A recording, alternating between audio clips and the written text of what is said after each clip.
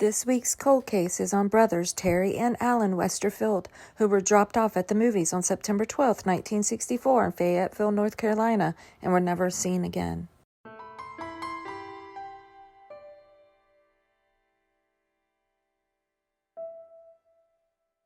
This is Terry and Alan Westerfield. They went missing September 12th in 1964. But as always, let's rewind and see what was happening in 1964. Lyndon B. Johnson was our 36th president. 1964 started the year of Beatlemania, and their song I Want to Hold Your Hand hit number 1 in the U.S. Say that something, I wanna hold your hand. Arby's, which is the second largest sandwich restaurant, was founded in 1964. Walt Disney's movie, Mary Poppins, debuted in 1964. Every job that must be done, there is an element of fun. You find the fun and snap. While the drink, Patio Diet Cola, was first test marketed in 1963, it rebranded in 1964 to Diet Pepsi, becoming the first Diet Cola to be distributed on a national scale in the United States. Last week, we covered siblings Diane Moon and Mark Yoli, who disappeared September 12, 1962. Much like their case, brothers Terry and Alan disappeared 2 years later to the day in 1964, also in North Carolina. Terry Westerfield, the older of the two boys, was 11 years old. He was 4'7" and weighed 89 pounds with red hair and blue eyes. Alan was only 7 years old. He was 3'10" and weighed 80 pounds with sandy brown hair and blue eyes. On September 12, 1964, Margaret, the boys' mother, left for work and left the boys with their babysitter, Barbara. When she returned home around 5:30 p.m., she found her husband, whom she was separated from at the time, Carl, who was a military policeman.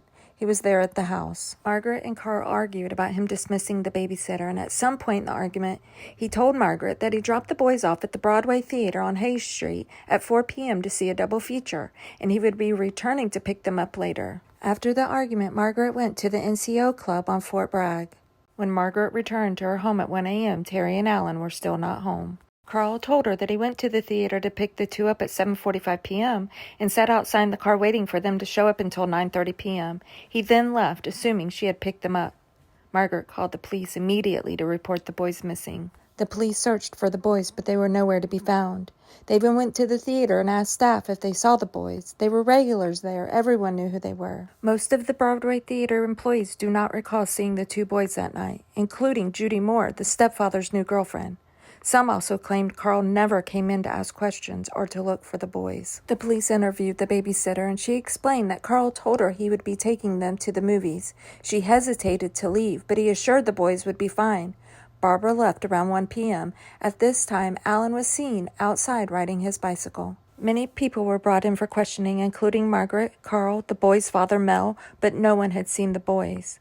Carl was officially the last person to see them. Police did find out that some of Terry's friends came by that afternoon to see if Terry could play, but that Carl told them that Terry was in big trouble and that he was being punished. Terry and Alan's case grew cold.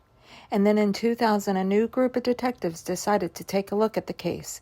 They brought Carl in for questioning. During that questioning, it is noted that Carl, though he was very nervous at first, became arrogant and uncooperative after the police told him he wasn't being charged with anything. He only ever referred to Terry and Alan as them boys. Carl passed away in 2016 at 93 and was buried with military honors, but has remained the only suspect on this case. The boy's father, Mel, took his own life in 1978. He could not deal with the pain of not knowing what happened to his sons.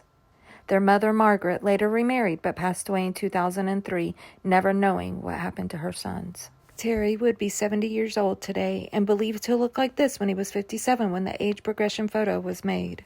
Alan would be 66 years old today and believed to look like this when he was 53 when the age progression photo was made.